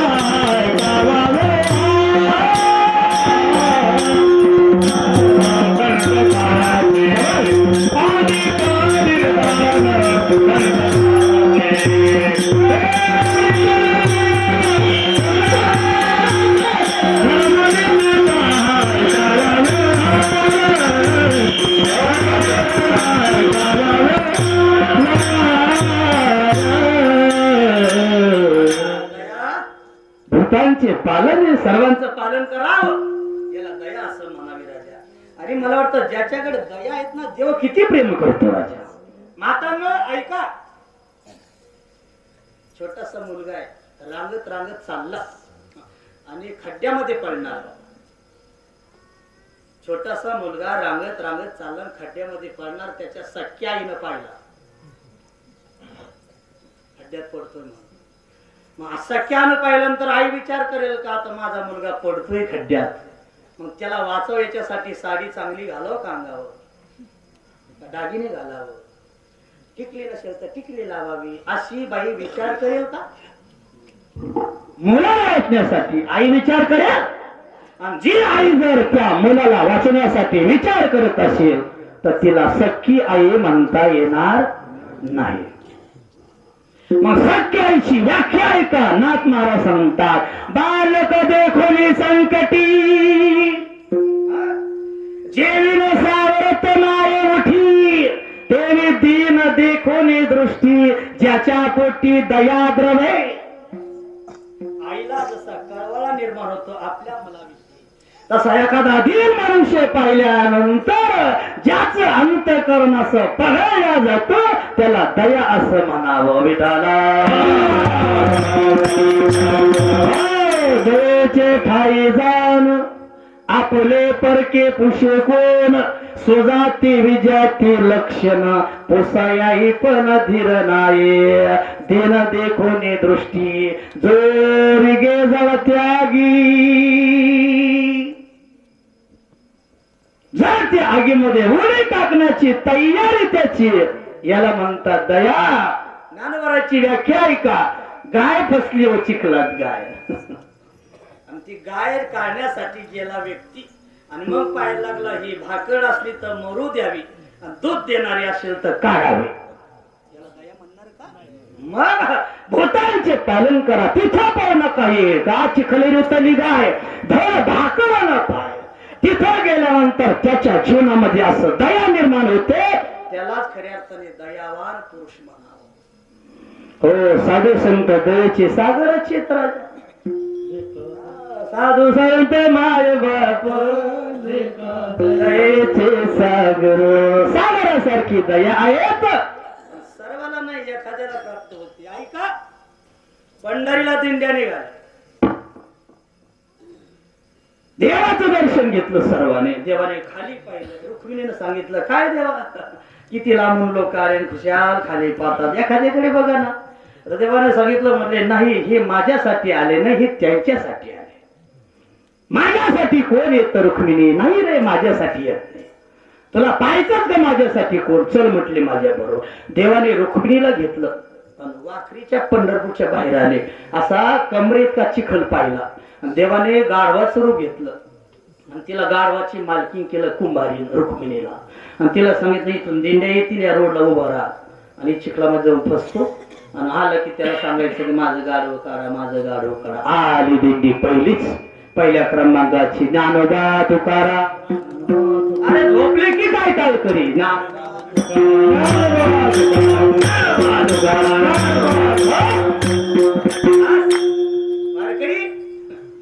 ते माझं गाढव काढा ना.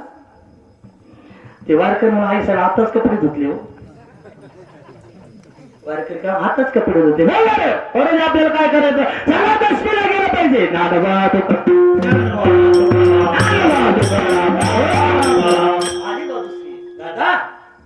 वारकरी दादी गाढव काढा ना. 8 दिवस झालं माझे गाढव फसलं त्याला काढा. वारकरी सांगितलं आई साहेब 8 दिवस झाले पाणीच भेटलं नव्हतं कपड्याला आजच कपडे धुतले बघा. आणि आमचा नेम असतो वारकऱ्याचा की तो पंढरीला दशमीला तिथे गेला पाहिजे. जो वारकरी दशमीला दिसेल त्यालाच वारकरी म्हणतात. दशमीला जर वारकरी आला नाही तर त्याला दावा करतात. हाडाचे वारकरी असतात दशमीला वारकरी दिसलं नाही ना तेव्हा ते मेलं त्याला दावा तिथं पंढरीला. आमचा दावा होऊ नये म्हणून आम्हाला दशमीला आई साहेब तिथे गेलं पाहिजे. जाऊ द्या काय आली वाजिंडी शेवटची. आणि मग रुक्मिणी सांगितलं कुंभारीनं वारकरी गेला ते माझं गाढव कारण नाही. मग त्या वारकरीनं त्याच्याकडे पाहिलं गाढवाकडे टाळ खाली ठेवला आणि मग वारकऱ्यांनी तिकडे पाहिलं तर म्हटले आई साहेब हे गाढव नाही हो. वारकऱ्यांनी काय सांगितलं हे गाढव नाही. मग हे गाढवाचं रूप माझ्या देवाने धरलेलं आहे. तुम्ही काय गाढव म्हणता? गाढवाचा बाप हे. टाळ करे ना तर वारकऱ्याने टाळ ठेवला. 2 बोल ते वारकरी पुढे निघालं तर 100 फूट परमात्मा बाहेर आला त्याच्याकडे आणि सांगितलं की प्रत्येकाला दशमीला तिथं जाऊ दे. तो इथं दर्शन घ्या, झाली तुझी वारी, जा घरी. मला सांगा कोण वारी करत नाही महाराज? सर्वच करतात, पण दया कोणला निर्माण झाली? फक्त एखाद्याला. विठ्ठल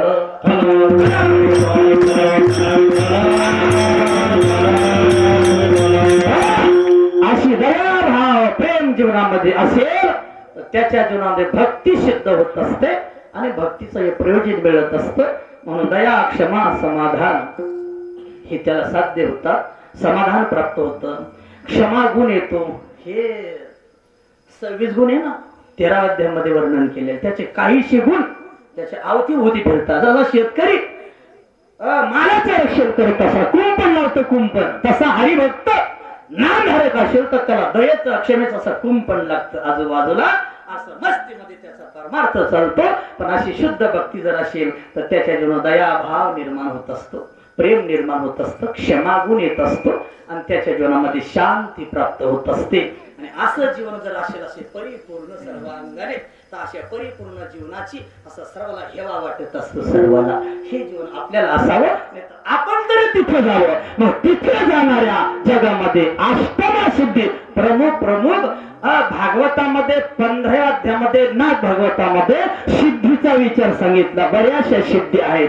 मग त्याच्यामध्ये अनिमा आहेत, गहिमा आहेत, लघिमा आहेत. अशा मोठ्या मोठ्या सिद्धी 8 प्रमुख आहेत. आता छोट्या छोट्या असं माझं हनुमंतरायाकडे सर्व सिद्धी होत्या. हनुमंतराय असं छोटं रूप घ्यायचे, हलकं व्हायचे तर झाडाच्या पानावर बसायचे. पानावर ज्यावेळेस आशुबागेमध्ये गेले, सीतेला शंका वाटू नये म्हणून छोट स्वरूप घेतलं आणि त्या झाडाच्या एका पानावर थांबले. हनुमंतराय पानावर, झाड सुद्धा हलू दिलं नाही. हनुमंतराय सर्व सिद्धी होत्या. बघा विधान आमच्या सर्व संतांकडे या सिद्धी आहेत. मला सांगा आहे त्याचा स्वीकार करावा का नाही त्याच्या पाठीमागे लागावं? आहे त्याचा स्वीकार करावा. आहे असताना ते कशाला बोलवायचं? तुमच्या घरी जर असेलच धान्य कशाला दुसऱ्याचं चोरून आहे ना तुमच्या? माणसं पळतात केव्हा? नसेल तेव्हा का असेल तेव्हा.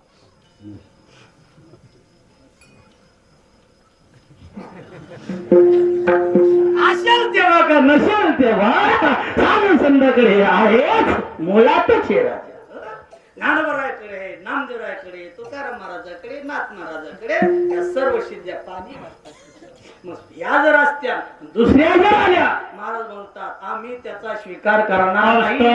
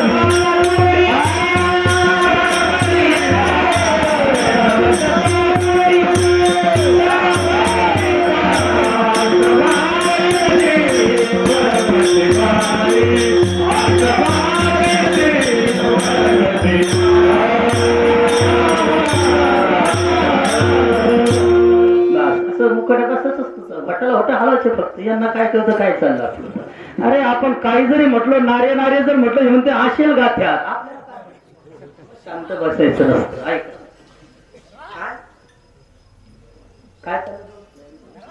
काहीतरी चाललं ना. काय म्हटलं तुम्ही आता?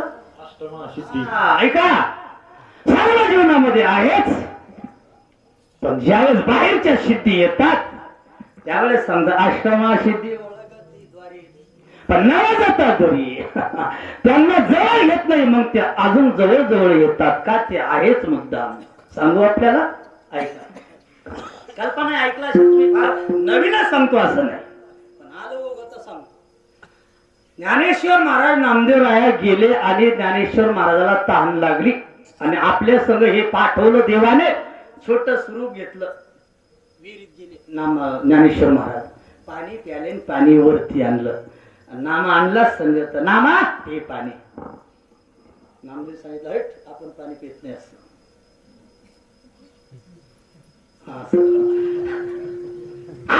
पाणी मग अरे ज्ञानेश्वर महाराज खरी भक्ती असेल आणि खरा जर देव आमचा असेल तर पाणी आमच्यापर्यंत येईल. भजन सुरू केलं नामदेवराय. विठ्ठल विठ्ठल विठ्ठल विठ्ठल विठ्ठल भजन सुरू केलं. राजा विहीर भरली आणि उचमूळ विहीर वरती आली. वाहत वाहत पाणी जिथं नामदेवराया तिथं पाणी आलं. नामदेवराय सांगितलं, ज्ञानोबाराया सिद्धीवाल्याला पाण्याकडे जावं लागतं आणि भक्ती ज्याच्याकडे त्याच्याकडे पाणी येतं.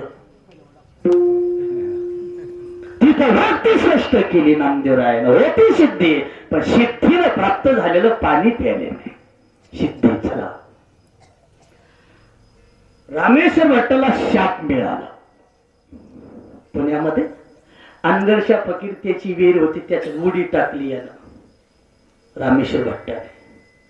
त्यानं पाहिलं आपल्या विहिरीमध्ये कोण पोहत, शापत दिला, आयशे डुबतेलं. वरती आला की अंगाचा दास व्हायचा, तळपायचा अंग. झाऱ्या धरल्यावर शंकराचार्य कोण उपयोग होता. मग ते घरानं आलं आळंदीला. ज्ञानेश्वर महाराज सांगला, आपल्या इकडे चालत नाही, कोर्ट बंद आहे, तिकडे जा. त्याची तुझं काही घडलेली निंदा म्हणून या बाधा झाली. तुझं इथं जमत नाही. काय गंमत ही ऐका थोडस व्यवस्थित. रामेश्वर भट्ट ब्राह्मण, ज्ञानेश्वर महाराज ब्राह्मण, तुकाराम महाराज मराठा, आणि ज्याने शाप दिला तो मुसलमान. पण आला ब्राह्मण आपल्या दरवाजात. ज्ञानोबरायन जर त्या काळामध्ये आपला म्हणून, आपल्या जातीचा म्हणून जर त्याचा दाह शांत केला असता, काय शक्य होतं, काय होत नव्हतं. जे भिंत चालवतात, जे रेडा बोलवतात, जे प्रेताला उठवतात, पण त्यांना रामेश्वर भट्टाचा दाह शांत करता आला नसता. पण ज्ञानोबाने विचार केला, मी जर दाह शांत केला तर याचं वैरत्व कायम राहील, याचं वाटलं होईल. म्हणून आपला त्याला शांत न करता ज्याच्याकडे अपराध घडला त्याच्याकडे पाठवावं. ज्ञानोबरायाला देवला पाठवलं. तुकाराम महाराजांनी अभंग लिहून दिला, अंगाचा दाह शांत झाला. बातमी कळी अनगरशाला.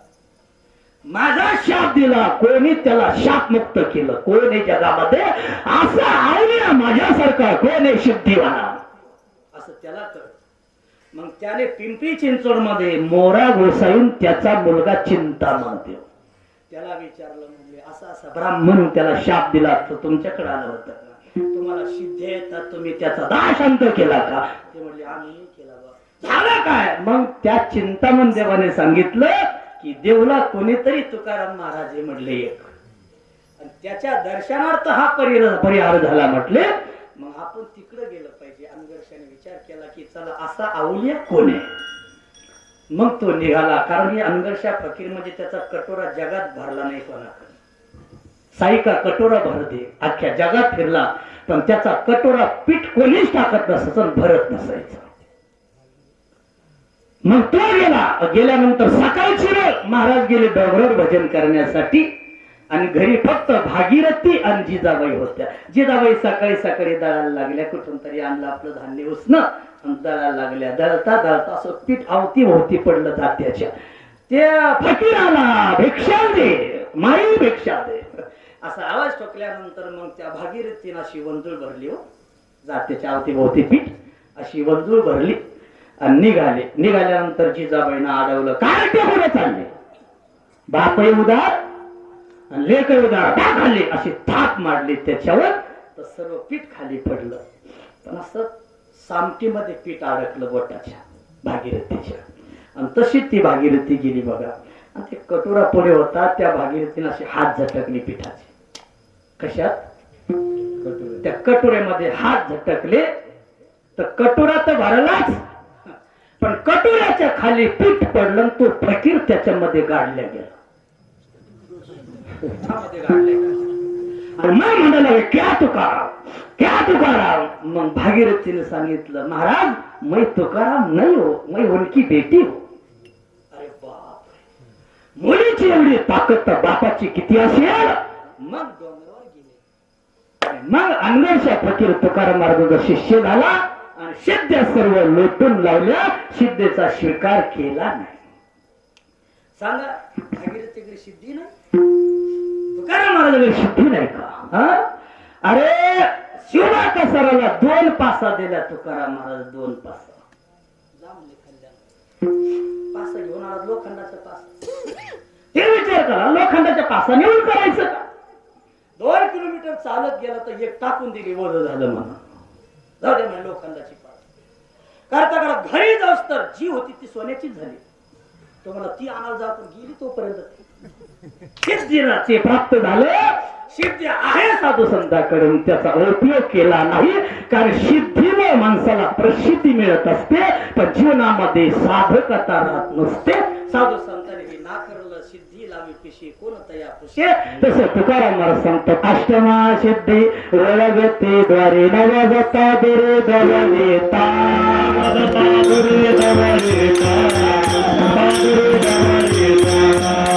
नाही. त्यानं लोटून लावलं पण स्वीकारलं नाही. मग ज्याचं जीवन जर असं परिपूर्ण असेल मग तिथं कोणता दुष्ट गुण तुम्हाला सापडणारे दोष कोणताच प्रकारचा नाही. पापाची आवडणं मिळायची ना. किती प्रयत्न करा तिथे तुम्हाला कोणता दोष सापडणार नाही. ते तर दुष्ट गुण न मिळे निशेष का?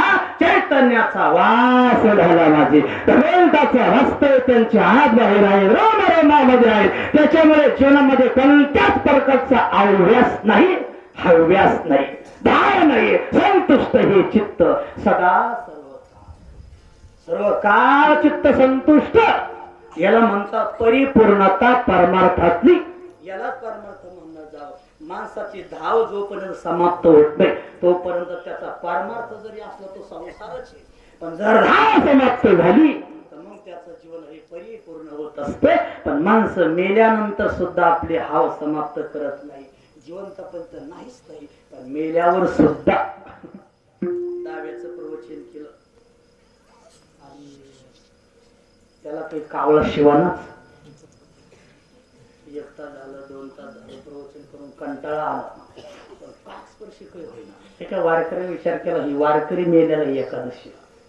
गावात गेला आणि कुठे थोडी खिचडी आणली. पिंडाला तिथे ठेवले कावळा शिवला. वारकरी होत म्हणून खिचडी आणली.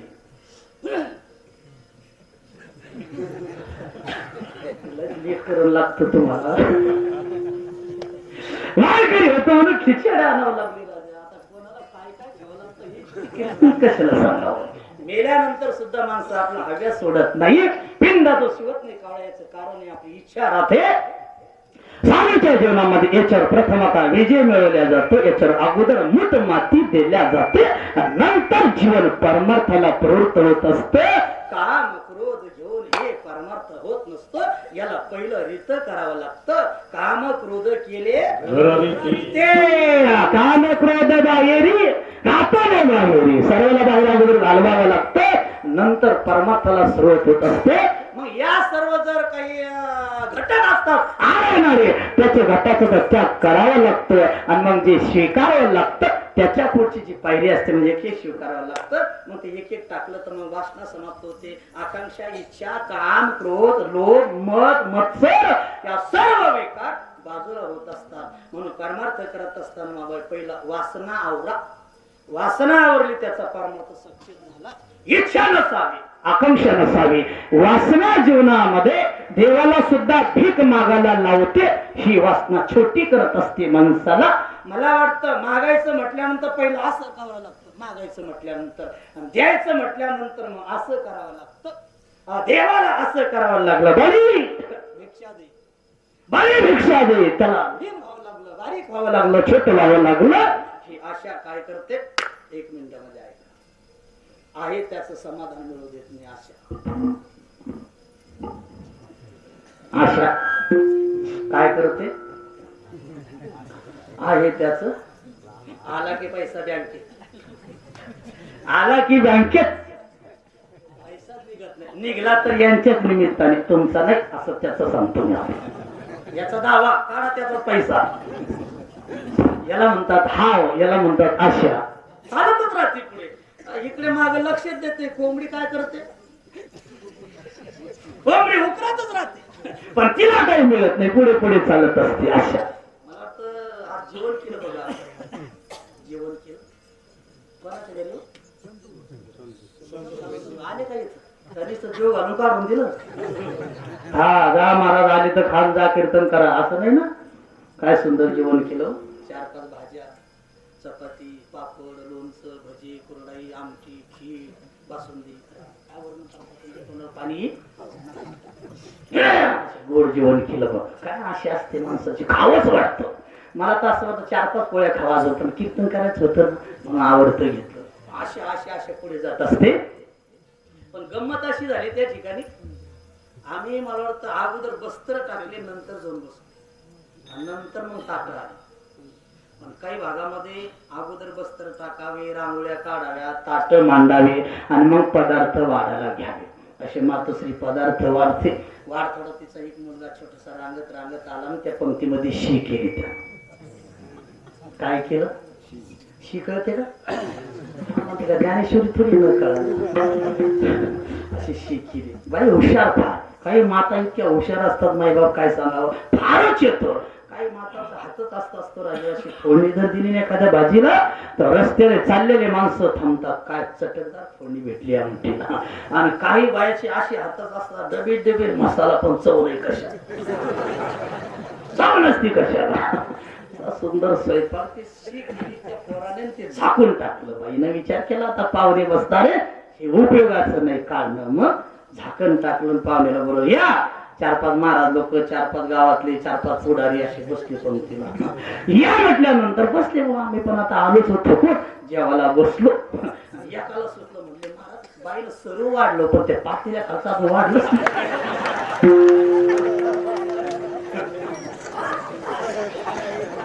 म्हटले सांगा काहीतरी. म्हटलं आता आईला खातामध्ये खाणार राजा, तो कशाला तिकडे धावतो, तो काय चालू सात वाढत. मी पण त्या बाई साहेब ते वाढा ना, ते पातेली खर्च वाढा. बाई सांगितलं, म्हणले महाराज भरपूर आहे तुमच्या आशीर्वादाने, फक्त तिकडं आशा नका जाऊ, मागून घ्या पोटभर जेव्हा, पण तिकडं तुमची आशा नका जाऊ. नाही म्हटले, तेच बाबा आधी वाटल्याशिवाय जेवण जाणार नाही.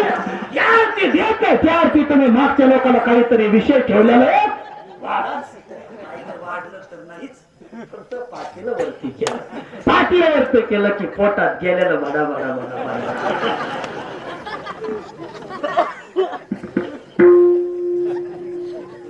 तुम्हाला हसू यावं म्हणून नाही सांगितलं. पोटभर खावं खाली आहे, तुला घेणं काय. पण अशा जीवनामध्ये असं पैसे नाही सगळं.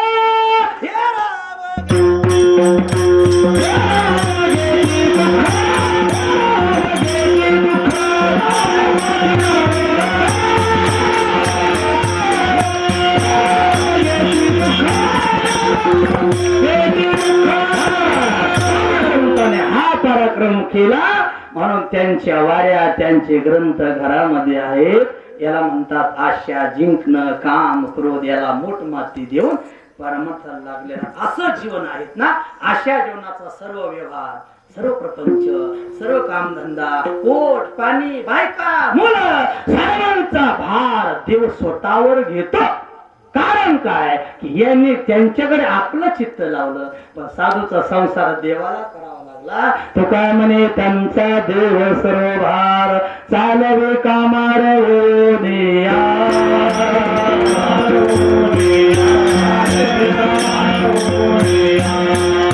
सर्वच काम करतो.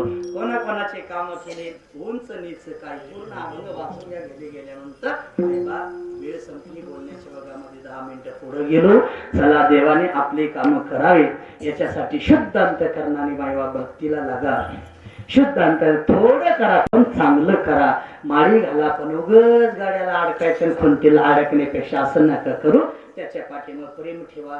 कीर्तन ऐका, सप्ताह करा, वाऱ्या करा, ज्ञानेश्वरीचे पारायण करा.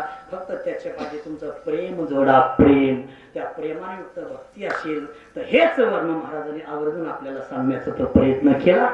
त्याचा थोडक्यामध्ये अनुवाद, संवाद, वाद याचा विचार थोडासा तुमच्या माध्यमातून या ठिकाणी थोडा तो मांडण्याचा प्रयत्न केला. ज्या साधू संतांनी आपल्याला सगोड मार्गदर्शन केलं आणि देव त्यांच्या नित्य सान्निध्यामध्ये राहतो. कशामुळे साधू संत त्याचं भजन करतात. मला वाटतं आपण सुद्धा सर्वांनी असं गोड भजन करा बघा. वा काय हुशार माणसं. हा माता भगिनी करा वरती सरळ सरळ छान असे दिसत आहे बघा टीव्ही मध्ये आपले हात. तसे काळे हात नका करू वरती मिसळ्याला ना. असे गोड हात बघा. टाळी नका वाजवू. फक्त असे आशीर्वाद द्या सर्वांना. बघा बरं पाठीमागे स्पीकर वाले कॅसेट वाले मागे फिरून बघा बरं कसं हात दिसतात त्याचे बघा. वा वा वा शास्त्री महाराज खरंच काय समाज हो आपल्या गावातलं. म्हणून तर अशा गावामध्ये असे सुपुत्र निर्माण झाले बघा. कीर्तनकार, भागवतकार, मृदंग सम्राट काय माझं गोड माणसं. सरळ सरळ सरळ सरळ टाळी वाजव बघा.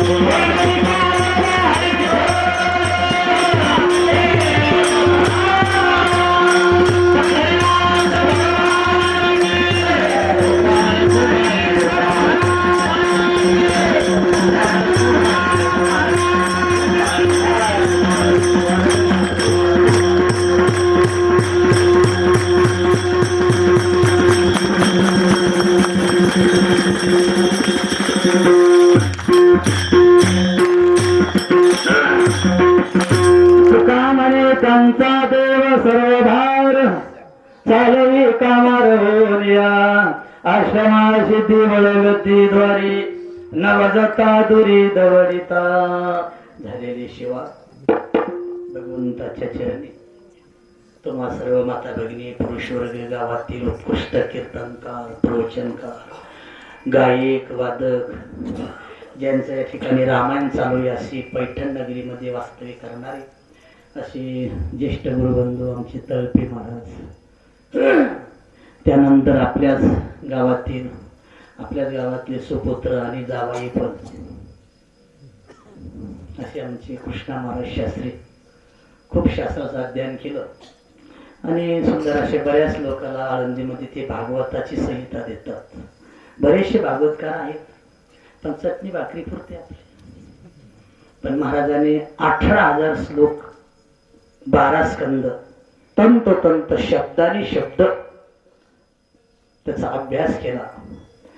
वृंदावनामध्ये काशीला जाऊन 10 वर्षे त्याचं चांगलं अध्ययन केलं आणि मग आपल्याकडे येऊन त्याचा प्रचार प्रसार संत जसा केला त्या पद्धतीने महाराज आयत्या स्थितीमध्ये, आयत्या परिस्थितीमध्ये पारायण, भागवत, ज्ञानेश्वरी पारायण, भागवत कथा आपल्या गावामध्ये अनेक ठिकाणी मला वाटतं अनेक सप्ते आपल्या गावामध्ये होतात. हा सप्ताह होळकर नगरमधला आहे आणि याच्यानंतर बऱ्याच ठिकाणी सप्ते होतात. पण आज इथंच आपल्याला बोलवण्यात आलं म्हणून एवढीच जागा आपल्याला माहिती. आणि असा अंदाज आहे की ज्या अर्थी एवढ्या नगरमध्ये जर एवढे समाज येतो तर मला वाटतं गावामध्ये याच्यापेक्षा भरपूर राहत असेल. खूप आपली श्रद्धा आहे. माईबाप, माता भगिनी, पुरुष वगैरे कोणाकोणाचं वर्णन करा. सुंदर बघी शेवटपर्यंत एकाग्र चित्ताने आपण सेवा श्रवण केली. दरवर्षी मला वाटतं 2-3 वर्षे झाले, 3-4 वर्षापासून पैठणला फडावर आपल्याच विरागाचा फळ असतो त्या ठिकाणी आवर्जून कीर्तनाला आमंत्रण दिले जाते. सर्व मंडळी त्या ठिकाणी असते.